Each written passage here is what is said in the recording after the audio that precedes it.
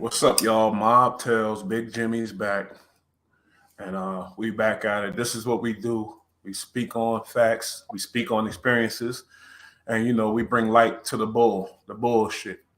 Bull light, we in the building. Big Jimmy, how you doing, sir? They seen you I'm on the doing panel. good, buddy. I'm doing good. Another episode. Here we go. Get ready. So you're not in New York right now, huh? I am in Florida right now. Oh wow, I'm in Naples, Florida. that's crazy. So, in the other episodes, one of the episodes that was probably the most viewed, we spoke on Gotti briefly and we spoke on certain things with the Gambino family.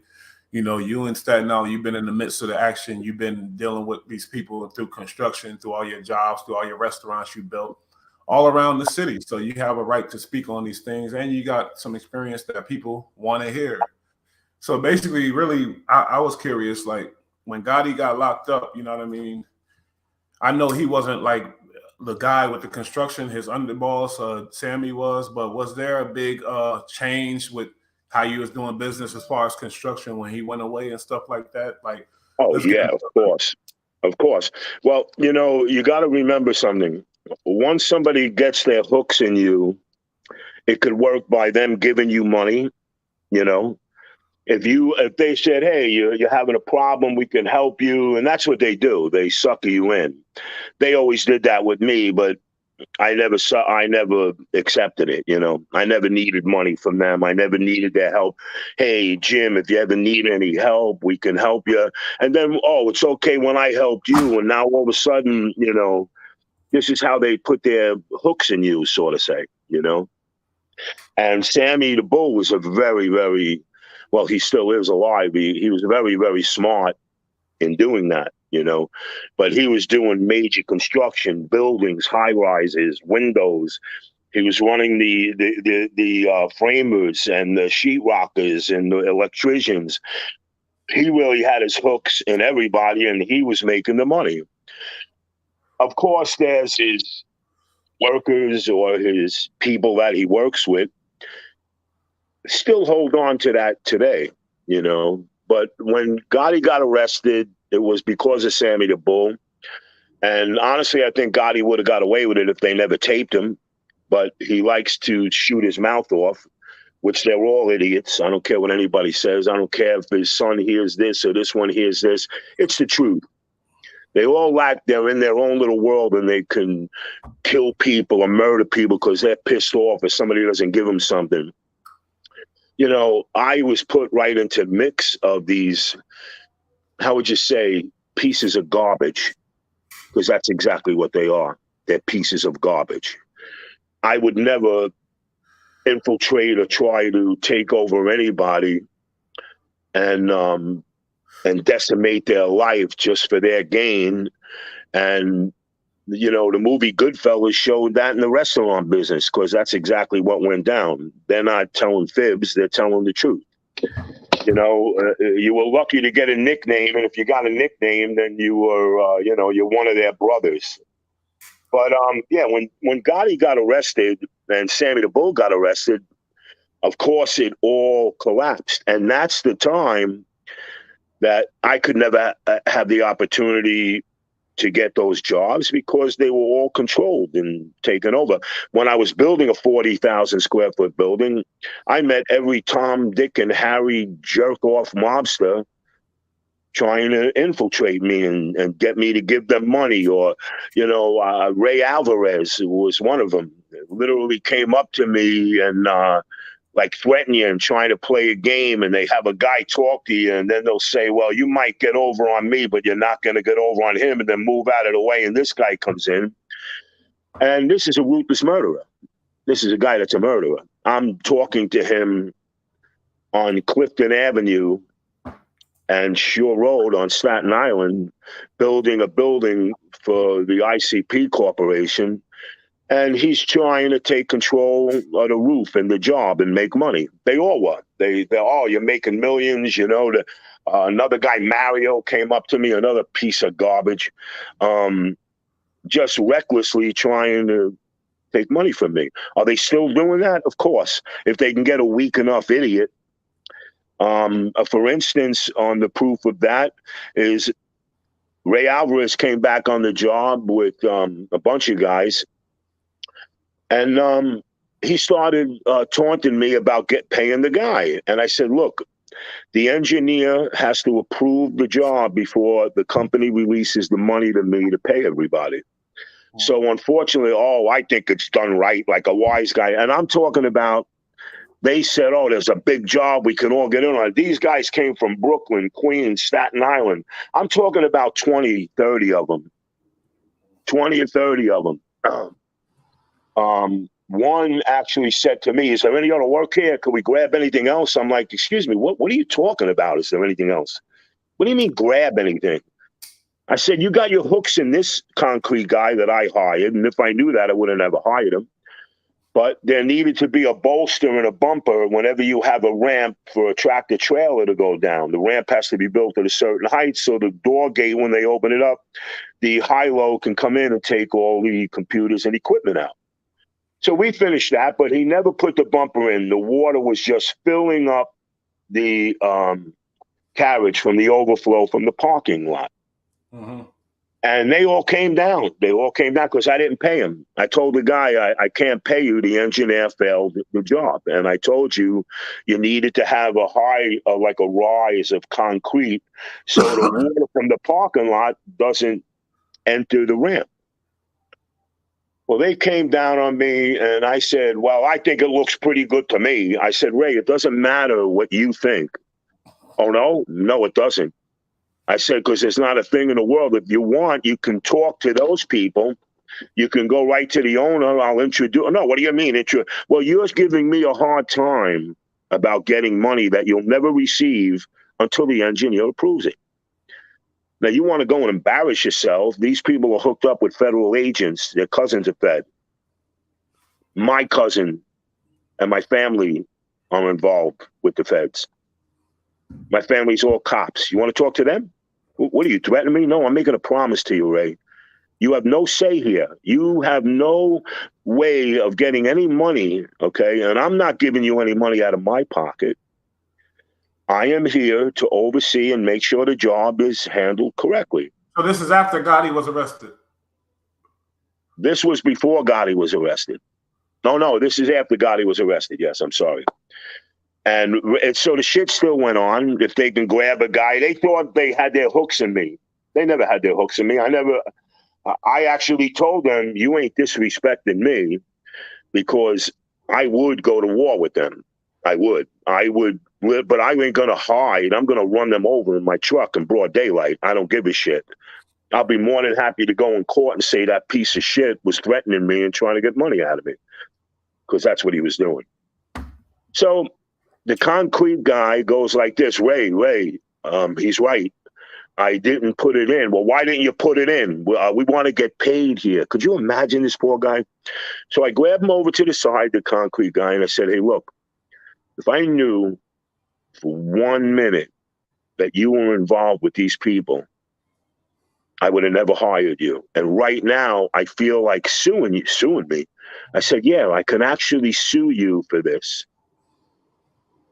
Reckless endangerment, there's a whole slew of things. Defamation, a ton of things. So he turns around, I said, you knew damn well you had to put a bumper there, and you let the concrete go even with the blacktop. And he goes, you're right. I should have realized it. I was trying to get done because these guys are hassling me. I said, okay. These guys, meaning who? The Gambino family? Yeah, all these mobsters. Yeah, all these mobsters. I mean, this guy's a concrete guy, never made no money because he has to give most of the money to them. That's how bad that his situation is. And I'll tell you another thing about another piece of crap. While I was building that building, robbed 8,000. What was it? He sold the copper I gave to a poor guy that was a scrapper. They took it away from him. Okay. And they say, you get that behind my back as I'm fighting this mobster, fighting that mobster, trying to get the building done. Who's infiltrating? I'm using money from my restaurant to pay for the building because it was even involved with Richmond County Savings Bank, holding back the funds to pay for the building. Wow. It was even, oh yeah, bro, I can tell you things that'll curl your hair. And I was laying out money because I knew what they were doing. And I was getting slack from the owners. And I said, you guys got to come up with money. I said, we're trying to build a $2 million building and you don't have money to put the building up. So the guy takes the copper. I owed him $17,000. I'll never forget this. I had a check all made out, ready to give it to him. But then all of a sudden, I run into the scrapper and I said, hey, how did you make out with the copper? He goes, Jimmy, John Van Alphen.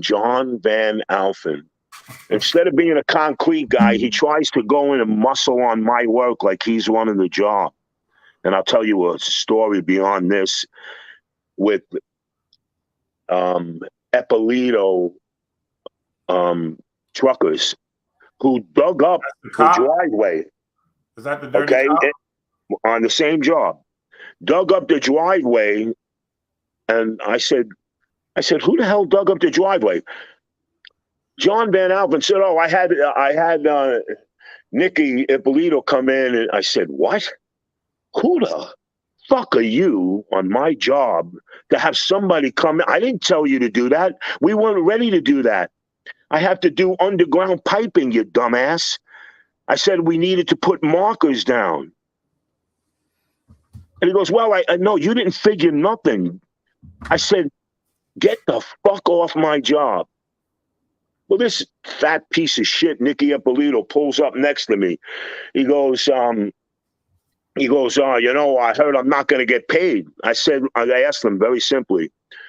I said, listen to me, you fat piece of shit. What did you call me? I said, you heard what I said. Who the fuck are you? Did I hire you? No, John Van Alphen. Well, who gave John Van Alphen? I didn't tell you to go in there. I already had a guy hired and I paid him to do it. The guy was a gentleman and gave me the money back. And he said, Jimmy, I know these squirms. They're all scum. So Nicky goes, oh, we're going to have a sit down. I screamed at the top of my lungs. I said, Nicky, get out of your truck right now. Whoa. Don't fucking stutter and get nervous. Get out of your truck. I'm going to beat the living piss out of you. I am going to knock your teeth out of your mouth. I'm going to break your arms, your ribs, your legs, your feet.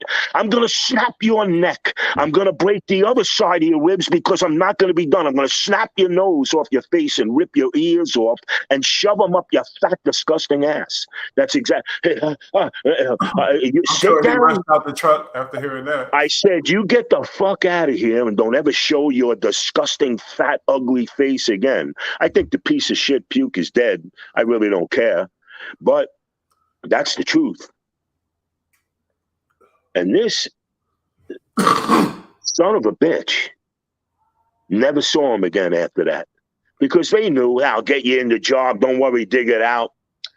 So Ippolito, John Van Alphen comes up. He says, hey, you owe me $17,000. Now I said, yeah, I'm going to be getting your check. I'm waiting for the engineer to finish his inspection on your work. He goes, I thought they did that already. Well, I wouldn't have told you that if they did, right? Okay. So all of a sudden, I run into the scrapper. And the scrapper says, I said, how did you make out? Of course, with the copper. I said, I hope you did good. Poor guy has a pickup truck and he has 6 kids and he lives in an area and he lives in a house that needs a new roof and windows and he has no money. So I said, this will help you out.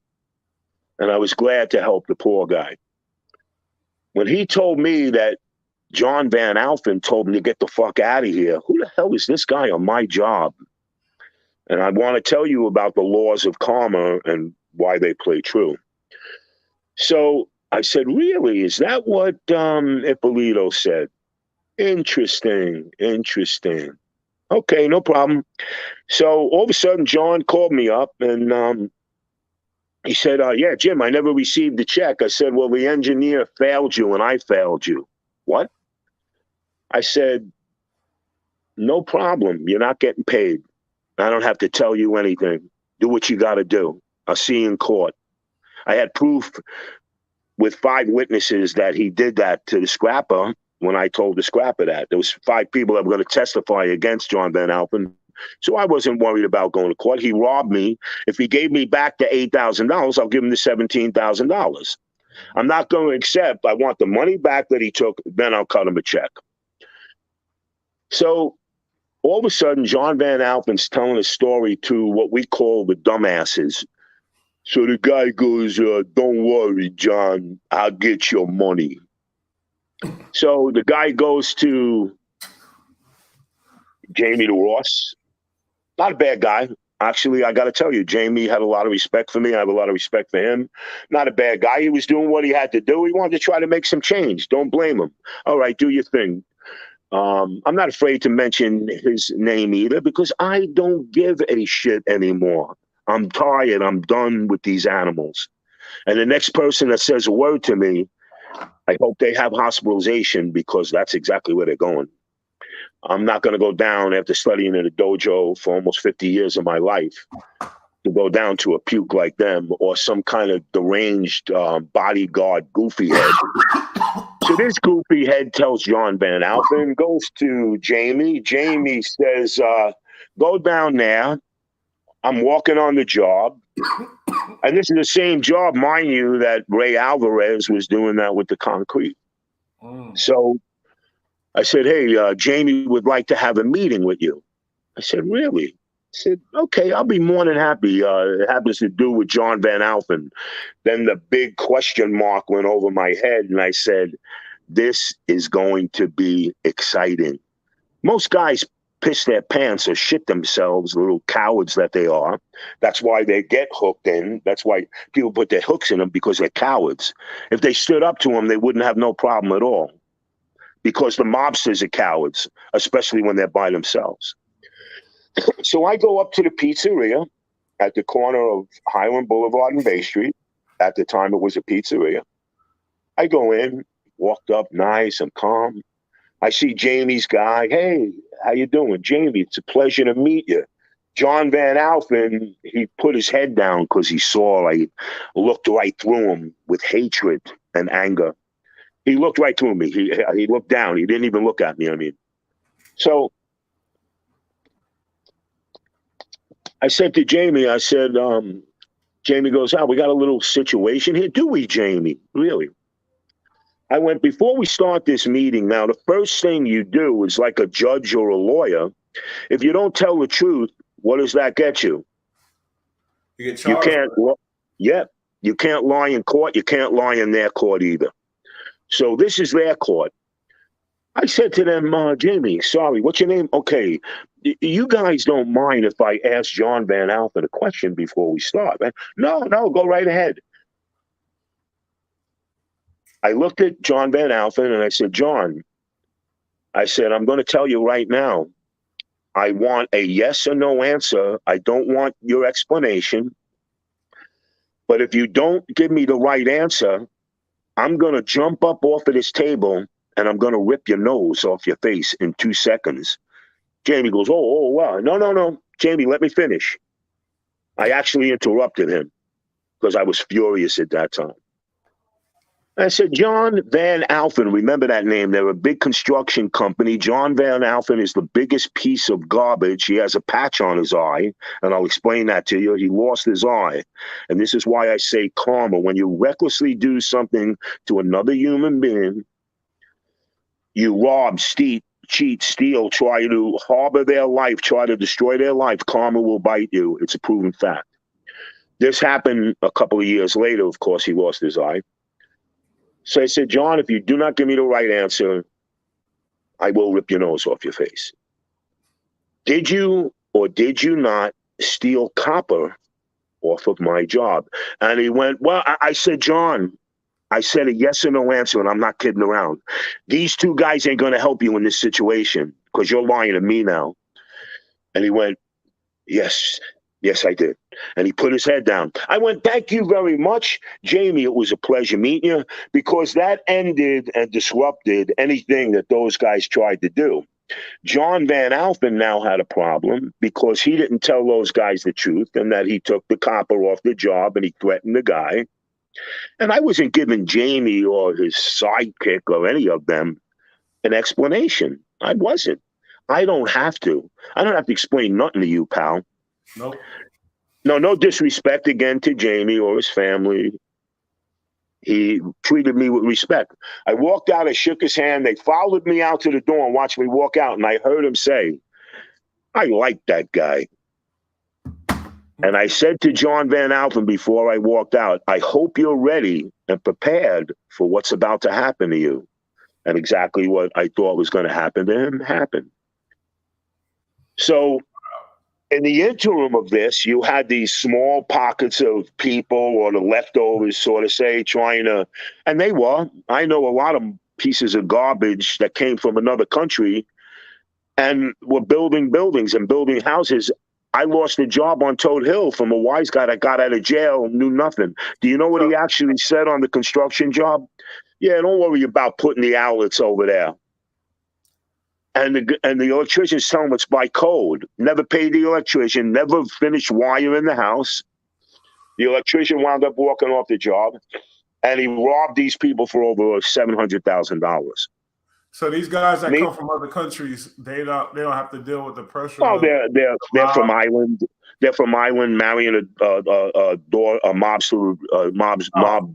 mobster's daughter. I'm going, hey, I'm going to get you in the construction business. And if that guy hears that, he kind of formally knows who I'm talking about. I don't have to mention their names because I sat down with the rootless puke who's now in jail for life. Good riddance to you. You deserve it. But, yeah, through that carnage, John Van Alphen lost his eye. And when he sees me now, he'll see me in a store. He puts his head down. I won't even look at him. I won't even say anything to him. Wow, that's crazy. You want to get into the Steven Seagal stuff? Or? Wow. This is going to have to take 2 episodes because this is a story to be told. We here for it. In 2000, I knew Jules Nasso since 1987. He asked me for some advice on his house. But he happened to come into my restaurant with Heather Locklear. And that's when I met Danny Aiello. And Danny, we sat down and we're having dinner and we're eating and everybody, hey, this is on me, welcome. And Jules became a permanent fixture there. He was bringing people in. He was having his movie deals and stuff there. And so I became very close with Jules. Jules invited me to his house. We became such good friends. I started painting in his house for free. I didn't care. Money was not something to me that mattered. If a friend has money. Portraits? Are you painting his actual walls or a couple portraits? Oh, yeah. I painted his whole house. I did sculptures. I did carvings. We were doing some really intense stuff. And we became friends. I got into the movie business. I invested in One Eye King with Armand Asante, Billy Baldwin, who's a complete jerk. So he got you in the movie business? I got into the movie business with him because he saw that I was very talented. I was very structured to negotiate deals in the movie business. I closed the deal with Grupo Minerva, with Jules in the Cannes Film Festival, for $800,000 on a 3-movie deal purchase, which was, Grupo Minerva is a very, very big company. Lucas, his name, and complete gentleman. He backed out of a deal.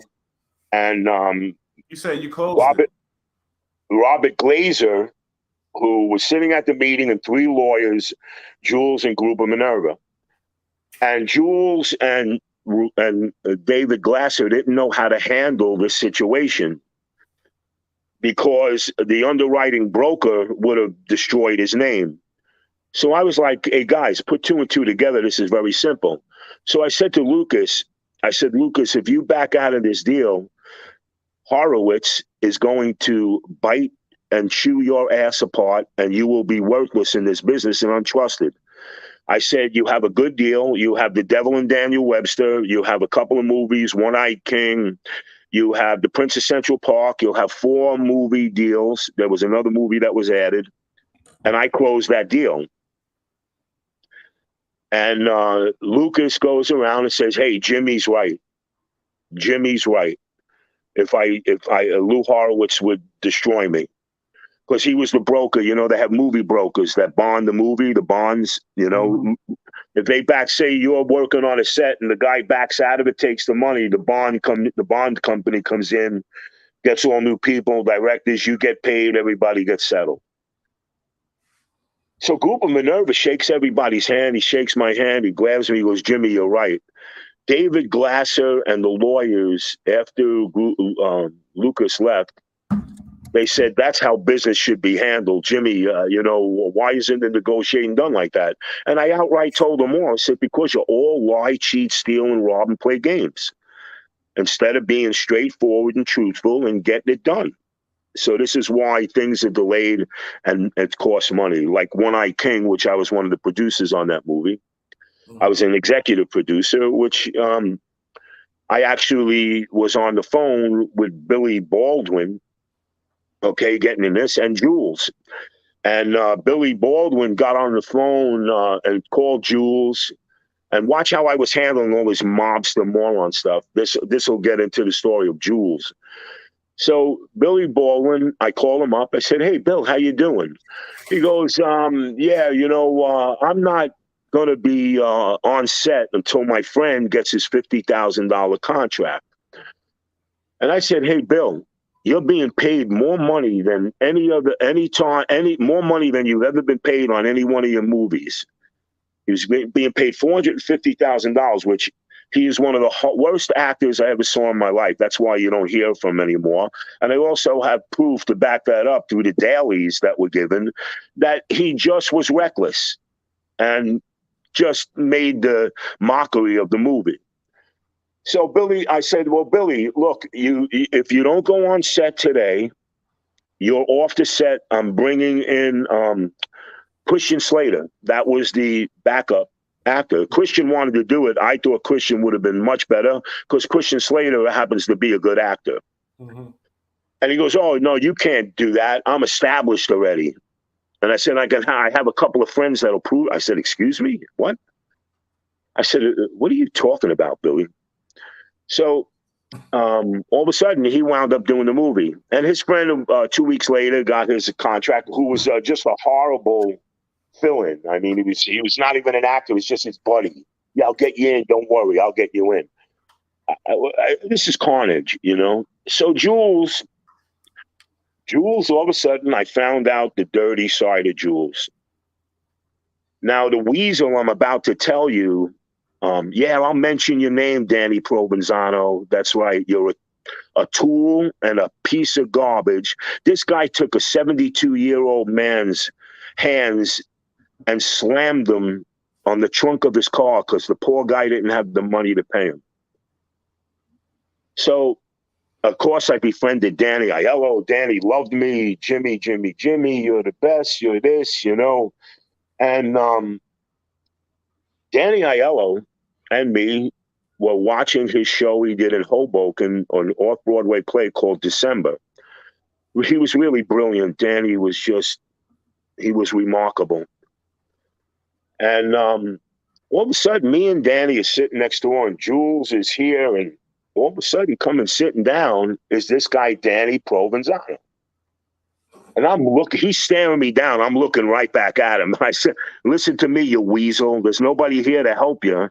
You ain't scaring me, and I ain't scared of you or your friends. So Danny Provenzano is not in the Gambino crime family, but he was trying to get his hooks in Steven Seagal.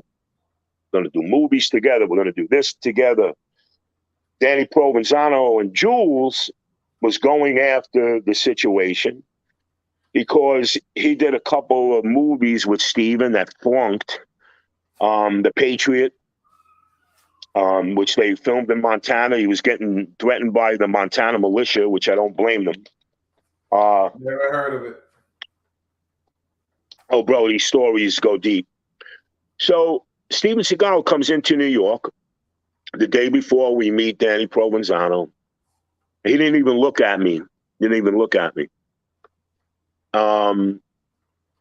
And I looked at him, and Jules goes, "What do you think?" I said, "I think he's a total piece of shit."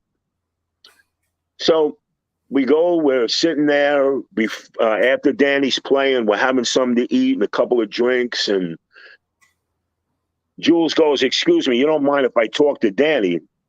I said, "Jules, I'm kind of appreciative that you're getting off the table and going to talk to Danny." So Danny looked at me, and I looked right back at him like, "I want to rip your head off, you piece of garbage." And Mr. Provenzano, if you hear that, that's the truth, because that's what you are, but you already know that. Dirty garbage son of a bitch. So anyway, here we are. Danny Aiello goes, "Jimmy, what the hell is going on with Jules? Why did he sit us down?" Now, Danny's right. Danny's an actor. Whatever is paparazzi, if people are taking pictures, they would have applied that Danny Aiello was hooked up with the mob people, right? Mm-hmm. So me and Jules are driving back. Danny goes with his entourage, and he goes back home. And Danny had a nice guy with him that drove him around, and was his chaperone. So I'm driving back, and I'm driving, of course. And I said to Jules, "Jules, what are you doing?" "Oh no, Steven ain't leaving. He's staying right." I said, "Jules, you're a pharmacist. You're not a mobster. Why are you acting like a mobster?" He had a lot of mob friends and people he moved please, with. bro. It's deep, Mook. It's deep. And I can't disrespect, because anybody that's in Jules's family, beyond Jules, the entity himself, are absolutely the most amazing, brilliant, beautiful people. His ex-wife is a dentist. His brother, Frank, is the sweetest, most unbelievable gentleman I ever met in my life. He's a chiropractor. He helps people stop smoking. He invented this thing, a tap in the ear. Brilliant. Just a gentleman, soft-spoken. His wife is the most precious woman that you ever want to meet. I mean, she's just amazing. And Jules's mom, I don't know if she's still alive. She was 85 at the time, and this is 2003. I don't know if she's still alive, but what a beautiful woman. Mm-hmm. But talking about Jules, the little weasel, and they called him the midget because I think he's 5'2". So Jules said, "Jimmy, Steven is with me. Steven's not going anywhere." I said, "Wow, listen to this amazement." I said, "What am I getting myself involved with here?" So we're in my car, my beautiful 50th anniversary Corvette. And Jules said, "Jimmy, could you drop me off to Fazone, to Brioso Restaurant on New York Lane?" Mm-hmm. I said, "Jules," and Jim, "I want you to come in with me, sit with me." I said, "I'm meeting Sonny Saccone." Sonny Saccone is a captain in the Gambino crime family. Well, was. He's in jail now. And he was sitting down with his guy Primo. And I pulled up to the restaurant. "Jimmy, park the car, come in with me." And I went, "Hey, Jules, I want to tell you something about me, buddy. I don't dance with the devil. Sorry." And I said, "Jules," and this is true story, if there was a God. I said, "Jules, if you go in there, this is going to bite you in the ass." Well, guess what? The feds were following Sonny Saccone, and they were taping him wherever he went. They had a tape recording in the restaurant.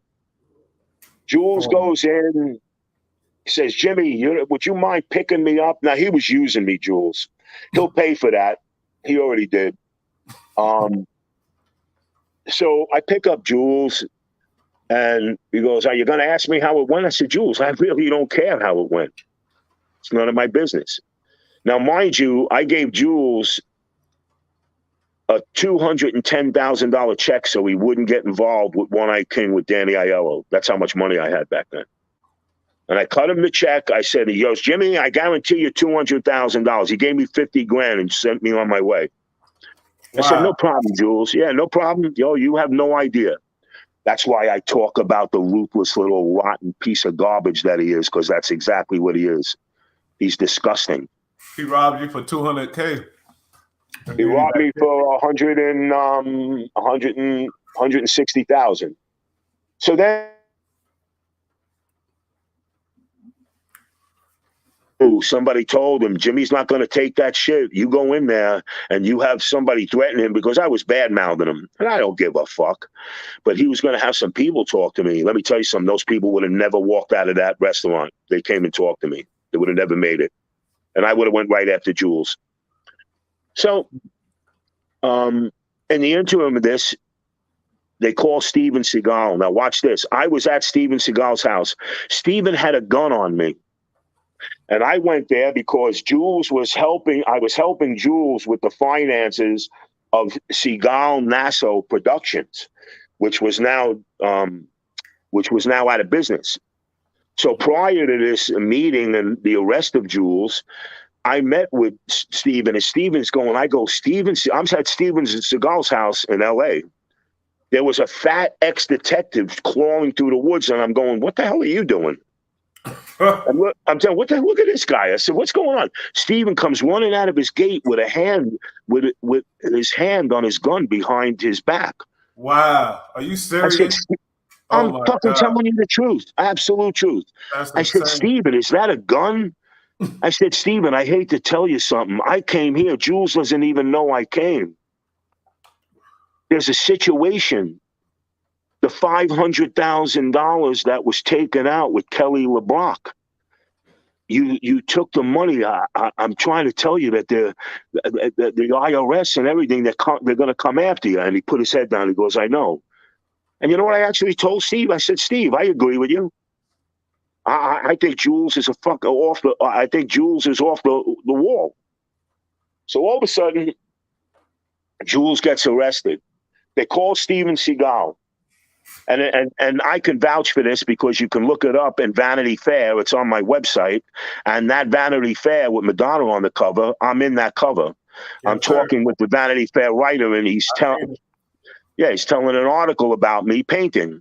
So poor Danny Aiello, the amazing man that he is, gets a reputation, and he's put in the lot of this. Why wasn't I? Steven Seagal tells the federal agents that Jimmy DeLuisio is a hitman for the Gambino crime family. Are you serious? All of a sudden, there's an indictment for me to get arrested the same time Jules was getting arrested. And all of a sudden, the head Fed goes, oh, whoa, wait a minute, guys. You're going on hearsay that Steven says this guy, Jimmy DeLuisio, is a mobster? All of a sudden, they look up my background. They look up my education. They knew where I went. Where I went to community college. They found out I got my GED because I was kicked out of my house when I was 17 years old. Actually going to be 17. And what an ignorant, racist piece of shit to say, oh, this Italian guy, oh, let me throw this on him. Oh yeah, that bro. For the Gambino crime family. He's a piece of shit. Absolutely. So all of a sudden I get a knock on my door, my apartment, and it's two federal agents. Gentlemen, classy, nicest guys. They said, hey, Jim, you don't mind if we have a cup of coffee? We'd like to talk. He asked you some questions. They said, we're talking, and they said, Steven Seagal indicted you as a hitman for the Gambino crime family, and you came to see him.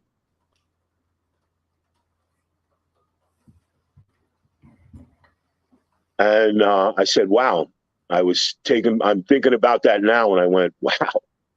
The one thing that I hate and can't stand and despise, I'm being accused of. And he goes, Jimmy, we looked you up. And there's not even a picture, an inkling, not even a phone call, not even a conversation from you. The only thing that we discovered is that if we had money, you would be the guy we would be calling to do work in our house. We couldn't believe your work. Next minute, they're talking about my website. What is this? And you made that, and this is what you do? And I mean, and the fucking Fed goes, how the fuck did you make this? What the fuck is this? So they didn't go through with the indictment because they knew I would sue the federal government, and that's a heavy lawsuit. And also, they asked me if you wanted to press criminal charges for false, Yeah, exactly. all this crap. And I said, no. I said, I don't want to. Stephen will be held to his fate. I said, isn't he already a loser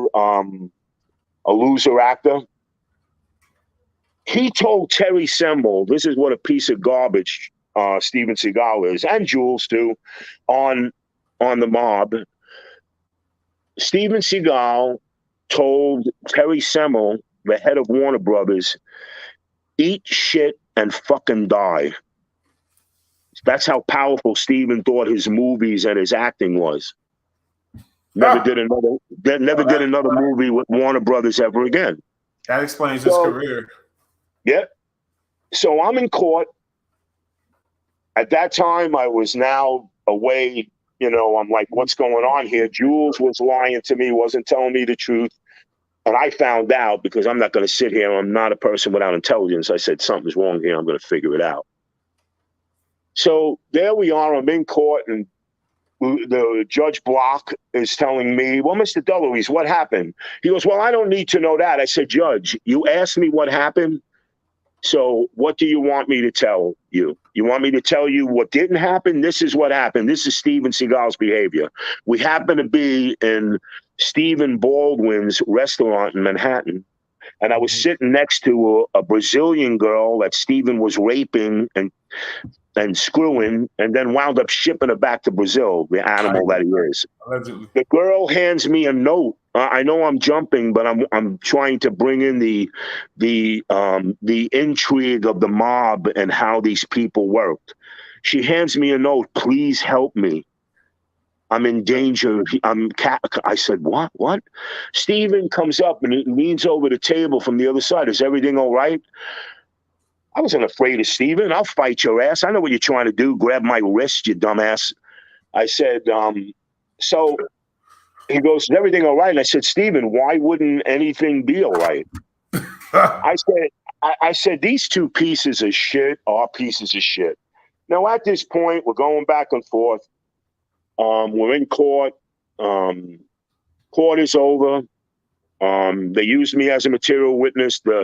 The prosecutor was kept repeating himself. Well, you went to Stephen C. House on Jules's behalf. I said, no, I'm handling the records of service that were done between Segal Nasso Productions, and there's a discrepancy of $500,000 that I went to talk to Steven Seagal about.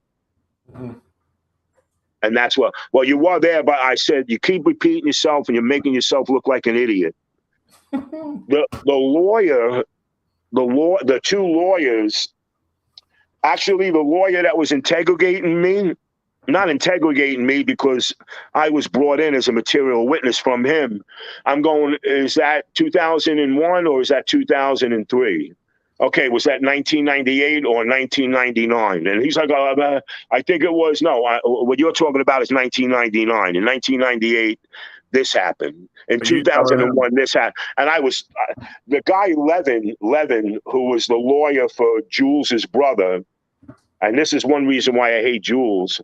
I'm not hate him. I feel sorry for him. He's a little midget weasel. But Levin said, I wish I would have been able to cross-examine Jimmy. He was amazing.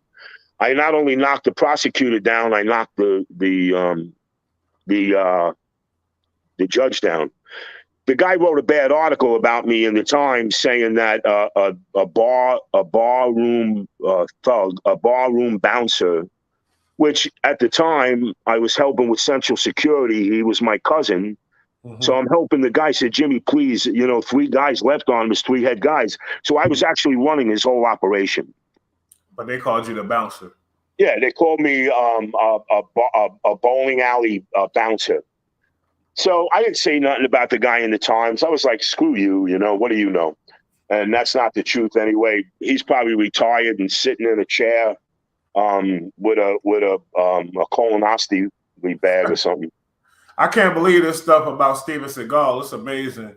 And how many women? A part of the channel, James Hudson, he got a question. He's about I got a question actually from what he said. He said Steven Seagal did a movie with Pam Grier called Above the Law. It was lit. I like that movie too. Now, did you have anything to do with that movie, or? No, I did not have anything to do with that movie. I had a lot to do with Exit Wounds. Okay, with DMX. But when Above the Law was made, me and Jules were not even like close friends. We just knew each other. Okay. Yeah. So And yes, Steven, it happens to be a good movie because it was his first movie. well, from what I'm hearing, I don't like this dude at all. Well, he's a worm. You know how many women he paid off? 50,000, 150,000, 75,000 to keep quiet. Yeah, he literally raped a lot of women, man. Allegedly. No, not allegedly. It is No. allegedly, unless he's charged. No, it's not. No, we have the proof that he paid these people off to keep them quiet. Well, that's a fact. Allegedly to protect the channel. But well, listen, we're protecting the channel, but you have to understand something. I'm giving you valuable knowledge and proof. He's already known as that, Mook. We're not saying anything that is not true or proven, you know. Mm-hmm. That it's just that he paid off a lot of women. The guy is a criminal in my eyes, you know. How he became a sheriff, I have no idea. But Steven is not a likable guy. Nobody likes, a lot of people don't like him. He was the worst host on Saturday Night Live, nasty, and he always thought he was above everybody else. It's ironic, he did Above the Law.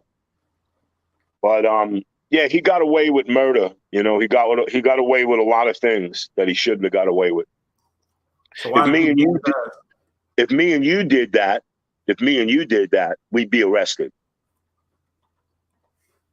Mm-hmm. But then came the story of Jules Nasso with the mob. He goes in to the restaurant and talks to Sonny Saccone. Sonny Saccone gets arrested, Primo gets arrested, Jules gets arrested, 5 other people are arrested. If you saw the article in Vanity Fair, you saw all those people, every one of them. I knew them, saw them, whatever. And there is Danny Aiello. Broke my heart. Danny called me the next day after the article came out. He goes, Jimmy, can you believe how the fuck is my picture up there with these? What did I do? I said, Danny, welcome to the club. I said, I know, my friend, and I'm very sorry about that. And a lot of people called me. Is that true about Danny? I said, absolutely not. What are they saying about Danny Aiello? Because I met him too. Rest in peace. But. Yeah, you met him. He came in to say that, you know, Tony is his cousin. You know, Tony Ray Rossi's his cousin, right? Yeah, I didn't know that. Okay. Yeah, they're all, bro, these people were all my friends. I hung out with them for years. I loved and adored Danny. Danny was one of my best friends. And yeah, he came to see the movie. He goes, Jimmy, you're making this crazy movie? I said, yeah, Dan, I'm not doing it to become famous, Danny. I'm doing it for the art. I'm doing it for the movie sets, you know? Yeah, but what did the article mean about Danny Aiello? What did that mean? What were they trying to say with the article having this picture? Well, they put him in the mix of it. I really don't know to this day why. Me and Danny always asked. I said, Danny, I couldn't find out. I asked a lot of people. He's a wise guy? No, not at all. Danny's picture just got put into that because of his involvement with Jules Nasso. So they assumed, and a lot of times, you know, articles can be misconceived and that's why, you know, journalism is a fickle thing, you know. You could look at a story and we could all say, oh, look at Dan. Oh, there he is. Danny Aiello was definitely involved in that. He's a super cool guy. My boy James Hudson, remember him? He was the best, man. Sorry, and Do the Right Thing. Danny Aiello killed that part, you know, and guess what, James? He's not like that. He's totally cool. He grabbed me, gave me a big hug. We talked. Like, he's not like that at all. He's mad cool. No. He played that character beautifully and Do the Right Thing. It was good. And to work and do that movie alone lets you know who the person is, because he's working under Spike Lee and he's working. So he just had to play a character, but he's nothing like that, man. He's a good guy. He's a rest in peace. You know what I mean? Yeah, he was, man, let me tell you, I think about going to Hoboken and two-day pasta and hanging out with him and having dinner. And I was with him in Utah. I was with him in France. I was with him in Italy. We slept in the same room. I went to Florida with him. I was with him in California. I was all over with that guy, man. You know, yeah, yeah. Danny paid a price because of his involvement with a real moron. But they knew that if they put me in any of that thing, I would have had major lawsuits. I would have had made millions of dollars. But that's how much money means to me. I let karma take its course.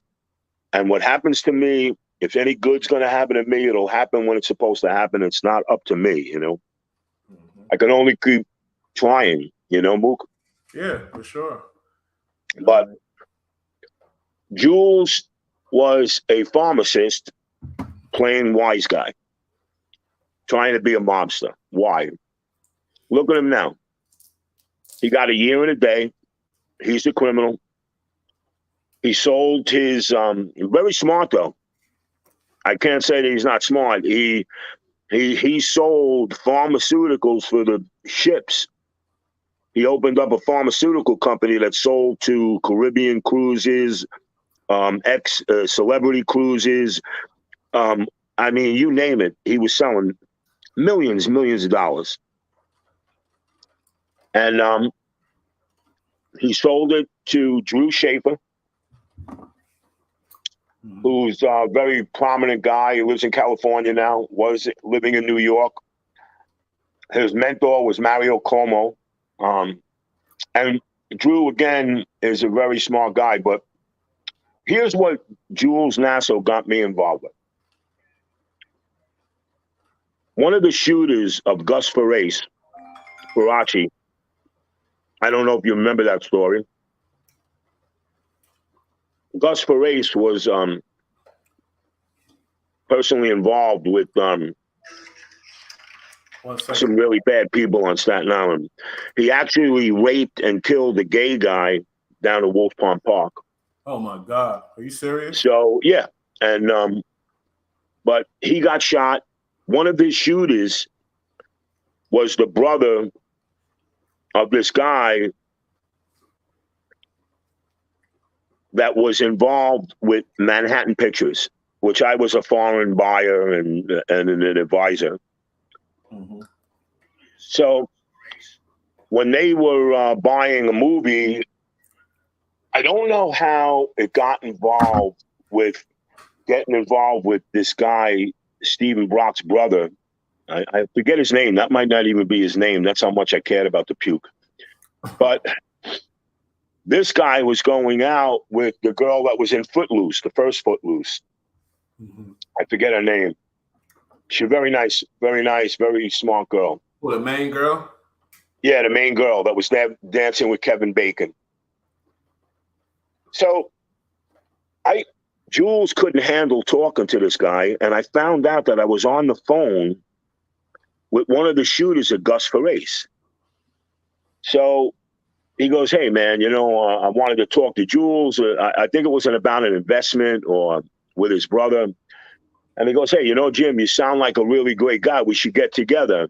And I went, no, I don't think so. I don't get involved with people like you. People like me. I said, yeah, I know who you are. I also know what you did and you went to jail for. Mm. So, yeah, so this was the heavy involvement of Jules Nasso with the mob and Steven Seagal and their rite of passage to do and cause any carnage that they wanted. I started getting in a situation because after Jules got, you know, arrested, oh, your buddy, you know, oh, your pal, look at what happened. Oh, well, you weren't involved in that. Yeah, okay, Jim. Man, and you like, yeah, you want to bite your tongue, you know, you bite your tongue and you want to cling your teeth together and slam somebody for saying slanderous things that just not true, you know. But Steven Seagal and Jules started separating because of Danny Provenzano. Danny Provenzano trying to put his hooks in Steven, and me telling Jules, why don't you move on? You know, get involved in real good drama actors and character actors and get good scripts and do the right thing, you know? Instead, oh, no. He ain't going to Hoboken. And of course, that's Danny Provenzano's territory. And I'm like, stupidest shit I ever heard in my life. You don't go here. You're there. This is my place. This is your place. Get the hell out of here, man. Mm-hmm. You know, Steven Seagal was running towards it, you know, and you're talking to a guy that's been to Steven's house, had conversations in the back. Mm-hmm. I saw Danny sitting in a monk's chair. His name is Rinpoche. Now, Rinpoche is an old Buddhist priest that passed away years ago. And he would bring these monks in from Tibet and all over, and they're sitting there, and they're kissing his hand, Rinpoche. They were bringing out his cake and throwing flowers down, and this one woman goes, move away from the sacred cake. And I said, you fucking touch me, I'll smash that cake in your face. And I said, fuck this, fucking what the hell's going on? Rinpoche, they're kissing his hand, the sacred cake. You're a mean I go out in the backyard, and it's beautiful. What a beautiful spread. Lived right in L.A., lived right in the lower part of Beverly Hills. Beautiful backyard pool, waterfall. He built a big diamond pyramid Buddha shrine with an elephant in the inside. Spent $3 million on it. Nut job. Wow. And he became Rinpoche. They took a carpet that they found on the street and said, this was the carpet Rinpoche laid on. So he actually preached on this carpet. They looked at him as a big priest, like, a deity. So I'm out in the back. I'm looking at the yard. I'm away from everybody. I'm having a beer. Steven Seagal comes out. And he comes out. He goes, hey, Jimmy, how you doing? I said, Steve, I'm doing okay. I go, what about you? He goes, oh, I said, Steven, Rinpoche? Rinpoche? You're dressed in a monk suit and they're kissing your hand and they're throwing flowers on the sacred cake? It was his birthday. I never saw nothing like this in my life. He was just celebrating his birthday, though. We went there for his birthday. He knew I was coming. Oh, bring Jimmy. This was all before he told the cops I was a hitman for the Gambino crime film because I wasn't siding with him. Yeah, I don't get it, man. Mook, I don't get it. I don't want to get it. I just thought it was the weirdest fucking thing I ever seen in my life. Danny Aiello worked with Steven Seagal in movies because my boy James just put me on. They did Hudson Hawk. Did you have anything to do with that? No. Okay. Steven Seagal didn't have anything to do with Hudson Hawk or Danny Aiello. Steven Seagal. My boy said they're both in the movie Hudson Hawk. Danny Aiello with Steven Seagal with Bruce Willis. I'm sorry. Oh yeah, Bruce Willis. Yeah. Sorry. Yeah. No. I had nothing to do with Hudson Hawk. Neither did Jules Nasso. Hudson Hawk was done by a professional production company, and they had professional people. Nobody was around. Jules wasn't around, and I wasn't around. I did talk to Danny about Hudson Hawk. It was one of his least favorite movies that he did. I understand why, because he's a Broadway actor. Nobody realizes this. Danny Aiello, how Danny Aiello became famous is really interesting. This guy was a bouncer. Danny Aiello was a bouncer in a club. He was born and raised in a tenement apartment in a basement in Manhattan, poor, very poor. If you look at his Christmas album, I painted his Christmas album for him. Oh, yeah? Yeah, I did his Christmas album for him. I painted his son, and it was so spooky. It looked like him. He asked me to take it out. I wish I still had pictures of it. It's terrible. I don't. He didn't like he said to take it out. But I did Danny Aiello's Christmas album, and Hudson Hawk was Dan Aiello's least favorite movie, and Danny asked me, Jimmy, what was your favorite movie I did? I said, well, Do the Right Thing, totally, but I also really like Danny Once Around. He goes, yeah, Jimmy. He I like goes, the it was, Breakfast Club too. yeah, yeah. I mean, no, I mean, Danny was a great actor. I'm talking about my favorite ones. Mm-hmm. Was Once Around with Richard Dreyfuss and Holly Hunter. And again, Danny was an actor. Danny was not at all a mobster. Wasn't had anything to do with mobsters. Wow. Yeah, that's amazing. Well, you know, another one with Big Jimmy. He touched the topics. It was great. And I don't know if it's your service, but you're looking a little shaky. But I don't think it'll look like that on the final thing. But it looks like a little blurry and stuff. But it's all good. I look a little blurry. Yeah, but I'm sorry, buddy. That's probably just to me on this screen. But Big Jimmy, any last words? This was another episode of Mob Truth Tales. No, it was really a pleasure doing with you, Mook, and talking and hanging out with you. And I hope nobody has to experience the things I ever experienced. And I'd be more than happy to answer any questions to my knowledge. Okay, well, James, before we go, my boy James, he got a question. Why did things turn sour between Steven Seagal and Jules Lasso? Good question, man. James, good question. What happened was Jules became authoritarian, and Steven was an authoritarian. So they were bumping heads, and Steven Seagal's not a loyalist. So after they were falling out, and The Patriot did not do very well in the box office, of course, they were bickering back and forth. Oh, well, it's your fault. You did this, and this one did that. And then there was issues with money. And again, this was after Warner Brothers, because Warner Brothers with Terry Semel wanted nothing to do with Steven. So it was really Steven and Jules. And, of course, Steven happened to be in the company of Danny Provenzano. And Danny Provenzano whispered in his ear, we'll get a good deal. I'll do this. You can control the movie and you can redo the writing. That was right up Steven Seagal's alley. And then Jules took negativity towards that, especially about Steven and Danny Provenzano hooking up, that he wasn't allowing this. There's no way. You are not going to move out. And this is where Jules became a mobster instead of a movie producer and pharmacist. Wow.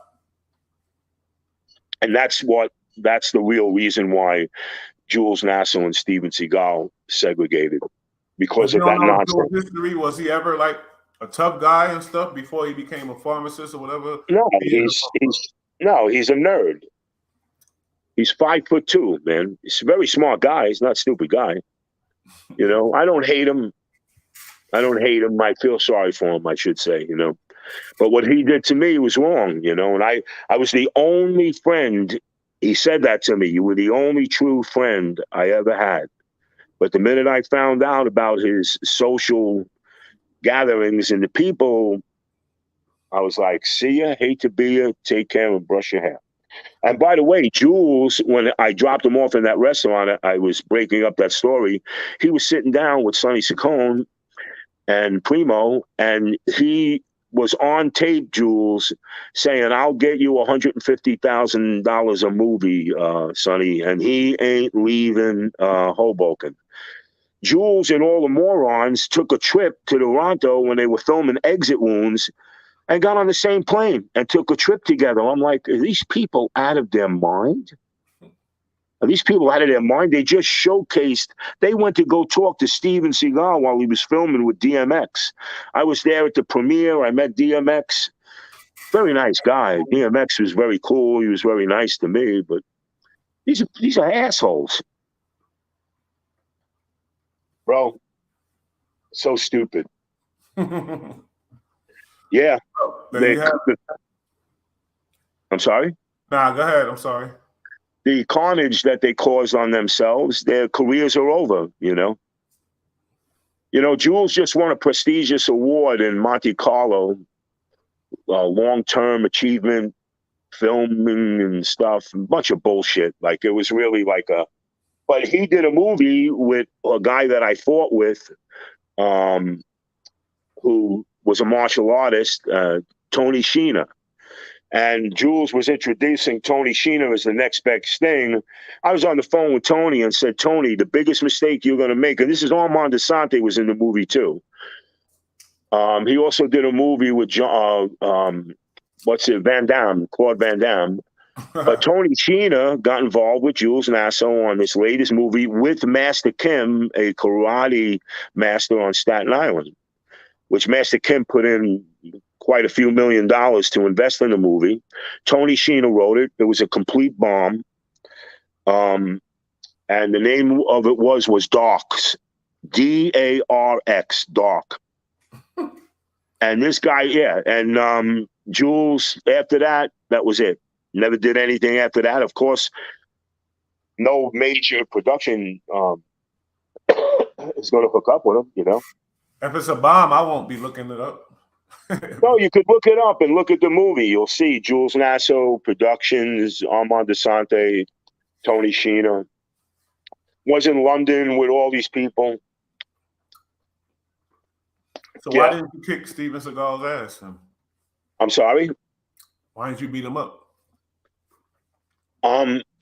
I never fought Steven. I'm not afraid of Steven because I know I fought Aikido guys and I know their tactics, you know, but I don't fight like that, you know. I could counter his kicks. I can counter his hand control. You know, I just don't think I'd be able to get in on his vitals. So or tap his vitals, you know. Well, Tony Sheena, I was fighting Tony Sheena, and my karate is very whimsical. So I'm doing all this, and I opened him up. Boom! I kicked him right in the diaphragm because he showed no control, and he kicked me in my eye and gave me a black eye. So I got pissed. I could have opened him up because he takes a solid stance, you know. And I said, you know, Tony, you have no control. But that's when Jules was training him to be, you know, Tony, what an egotistical shithead this guy was, literally going, this is my destiny. He's a South African, tall guy, good-looking guy. Girls loved him, you know, lives in London. This is my destiny. And I went, yeah, Tony, you could be the next James Bond. You know, really, you know, I noticed the cockiness of all these people, especially even mobsters. They look at themselves as they have this power and control. The only time they would have power and control, you know, bro? Yeah. But other than that, I was saying allegedly about the Steven Seagal, but my boy James Hudson got something to say. He said Portia de Rossi, I don't know her, made allegations against Steven Seagal. Why has he been able to get away with all that? Because he pays them off. James, he offers them money. You know how many times I was involved in those affairs? Because a lot of stuff was coming out of Segal Nasso, where Jules and lawyers were infiltrating that. That's why, James, because, hey, you shut your mouth and I'll give you $75,000. Hey, be quiet and here's 50 grand cash. Of course, man. Yeah, of course. These allegations are not untrue. Of course they're true. And they're allegations because they weren't proven in court. But if you look at the settlements state the facts, James. He paid them off, period. I know an 18-year-old girl, a Brazilian princess, he did a number on her and then shipped her back because she was under legal age. He's an animal. And I don't give a shit. Screw that guy. He knows. Steven Seagal knows damn well who he is. And I can actually, because he did accuse me of that, I think the statutes of limitations have gone, but maybe I should have sued him. Maybe I should have done it. You know? Yeah, that was terrible. You should have sued his ass, trying to accuse you of being a mobster. Bro, accusing me of being a hitman for the Gambino crime family? Bro, you know what? that's beyond defamation of character, man. That's just, these people, they're not taking my life anymore. It's not happening. Sure. Big Jimmy. And there you have it. Mild Tales. We'll see y'all next week. Peace and love to everybody. We good, Jimmy? Peace. Peace.